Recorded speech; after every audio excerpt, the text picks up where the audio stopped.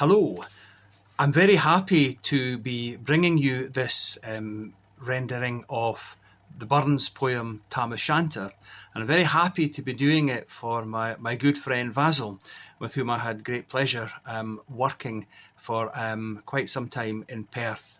I send my very best wishes to Vasil and to members of his congregation and wish you greetings and a happy Burns Day.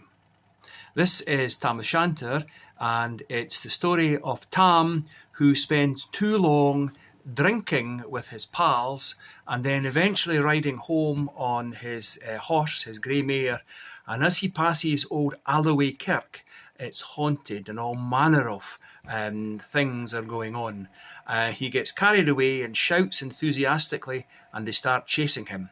However, the legend goes that if you try to get over running water, then the baddies, the ghouls, can't catch you. But just as they get over the bridge, one of the ghouls grabs the tail of his horse and pulls it, and Tam goes home safe, but with a horse, a mare with no tail. So here we go. Normally, somebody would deliver this by memory. This is not a poem that I have memorised. There are other Burns poems I've memorised, but I'm very happy to read this to you. Here we go. Tam O Shanter. When chapman billies leave the street, and drouthy neighbours meet, as market days are wearing late, and folk begin to tack the gate, while we sit boozing at the nappy, and getting fou and unco happy, we think na of the long Scots miles, and mosses, water, slaps and stiles that lie between us and our hame, where sits our sulky, sullen dame, gathering her brews like a gathering storm, nursing her wrath to keep it warm. This truth found honest Tam O Shanter, as he for air a night did canter, auld air, where nor a tune surpasses for honest men and bonny lasses. O Tam, had thou but been sae wise as ten thy ain wife Kate's advice, she told thee well thou was a skellum, a blethering, blustering, drunken bellum, that frae November till October, a market day thou wasna sober. Thou ilka melder with the miller, thou sat as long as thou had siller, and every naig was caught a shoe on, the smith and thee got roaring fou on. That at the Lord's house, with e'en on Sunday, thou drank with Kirk and Jean till Monday. She prophesied that late or soon thou would be found deep drowned in Doon, or catched wi' warlocks in the mirk by Alloway's auld haunted kirk. Ah, gentle dames, it gars me greet to think how mony counsel sweet, how many lengthened sage advices the husband for the wife despises. But to our tale. A market night, Tam had got planted unco right, fast by an ingle, bleezing finely, with reemin swats that drank divinely. At his elbow, Suitor Johnny, his ancient, trusty, drouthy crony, Tom looed him like a very brother. They had been fou together for weeks together. The night drave on with sangs and clatter. The landlady and Tam grew sweet and grew gracious, with favours secret, sweet and precious. The suitor told his queerest stories. The landlord's laugh was ready chorus. The storm without might rear and rustle. Tam didna mind the storm a whistle. Care mad to see a man sae happy, e'en drowned himself among the nappy. As bees flee hame wi' lades o' treasure, the minutes wing their way wi' pleasure. Kings may be blessed, but Tam was glorious, o'er all the ills o' life victorious. But pleasures are like poppies spread. You seize the flower, its bloom is shed, or like the snowfalls in the river, a moment white then melts forever, or like the borealis race, that flit ere you can paint their place, or like the rainbow's lovely form, vanishing amid the storm, nae man can tether time nor tide. The hour approaches, Tam and ride.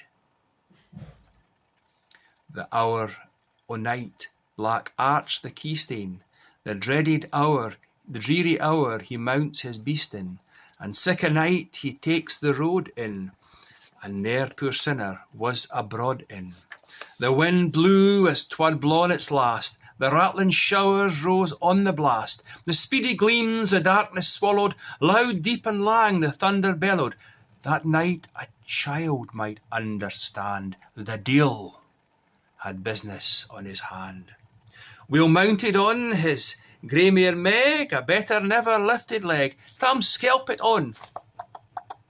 Tam skelpit on through dub and mire, despise and wind and rain and fire, whilst holding on his git blue bonnet, crooning o'er some old Scots sonnet, whilst glowering round with prudent cares, lest bogles catch him unawares. Kirk Alloway was drawing nigh, where ghosts and howlets nightly cry. By this time he was crossed the ford, where in the snaw the chapmen smoored, and past the birks and meikle stane, where drunken Charlie's brack-neck bane, and through the whins and by the cairn, where hunters fund the murdered bairn, and near the thorn aboon the well, where Mungo's mither hanged hersel.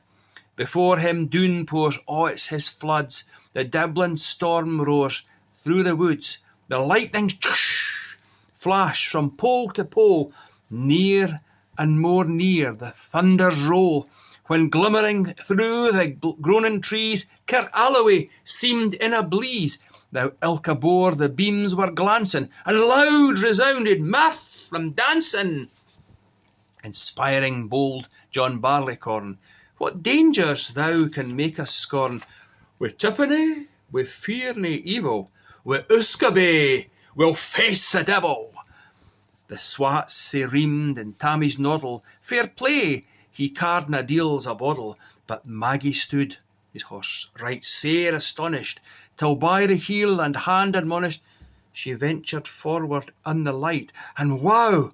Tam saw an unco sight, warlocks and witches in a dance, nae cotillon Brent knew fae France, but hornpipes, jigs, strathspeys and reels, put life and metal in their heels, a winnock bunker in the east. There sat Auld Nick, in shape a beast. A towsy tyke, black, grim and large, to gie them music was his charge. He screwed the pipes and gart them skirl, till roof and rafters all did dirl. Coffins stood round like open presses that showed the deed in their last dresses, and by some devilish cairn-trap sleight, each in its cauld hand held a light, by which heroic Tam was able to note upon the holy table a murderer's banes in gibbet airns, twa span lang wee and christened bairns, a thief new cutted for a rape, wi' his last gasp his gab did gape, 5 tomahawks wi' blood red rusted, 5 scimitars wi' murder crusted, a garter which a babe had strangled, a knife a father's throat had mangled, whom his ain son o' life bereft, the grey hairs yet stuck to its heft, which even to name would be unlawful. 3 lawyers' tongues turned inside out, wi' lies seemed like a beggar's clout, 3 priests, hearts rotten, black as muck, lay stinking, vile in every nook. As Tammy glowered, amazed and curious, the mirth and fun grew fast and furious. The piper loud and louder blew, the dancers quick and quicker flew. They reeled, they set, they crossed, they cleekit, till ilka carlin swat and reekit, and cast her duddies to the wark, and linket at it in her sark. Now Tam, oh Tam, had they been queens, o' plump and strapping in their teens, their sarks instead o' creashy flannin, been snow-white 1700 linen, their breeks o' mine, my only pair, that aince were plush o' gid blue hair, I would ha' gien them off my hardies, for a blink o' the bonny birdies. But whether bedlams auld and droll, rachwoody hags wad speen a fall, louping and flinging on a crummock, oh wonder, it nears turned my stomach. But Tam ken'd what was fought fu brawly. There was a winsome wench and Wally, that night enlisted in the corps, lang after kenned on Carrick shore, for mony a beast to dead she sought, and perished mony a bonny boat, and shook baith meikle, corn and bear, and kept the countryside in fear. Her cutty sark o' paisley harn, that while a lassie she had worn, in longitude, though sorely scanty, it was her best, and she was vaunty.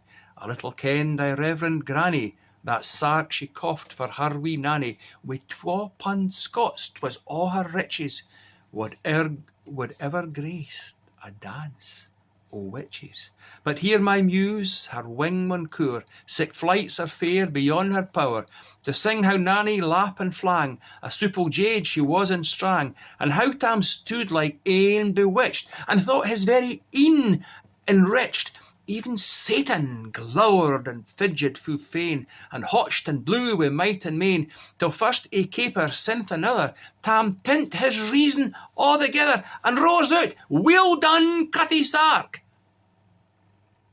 And in an instant all was dark, and scarcely had he Maggie rallied, when out the hellish legion sallied, as bees biz out wi' angry fyke, wi' plundering herds assail their bike, as open pussy's mortal flows, when pop she starts before their nose, as eager runs the market crowd, when "Catch the thief!" resounds about. So Maggie runs, the witches follow, wi' mony an eldritch skreek and hollow, "A Tam, thou get thou fair'n, in hell they'll roast thee like a hern. In vain thy Kate awaits thy coming, Kate soon will be a woeful woman. Now do thy speedy utmost, Meg, and win the keystane o' the brig. There at them thou tail may toss, a running stream they darena cross." But ere the keystane she could make, the fiend a tail she had to shake, for Nanny far before the rest hard upon the noble Maggie pressed, and flew at Tam with furious mettle. But little wist she Maggie's mettle, a spring brought off her master hale, but left behind her ain grey tail. The carlin caught her by the rump, and left poor Maggie scarce a stump.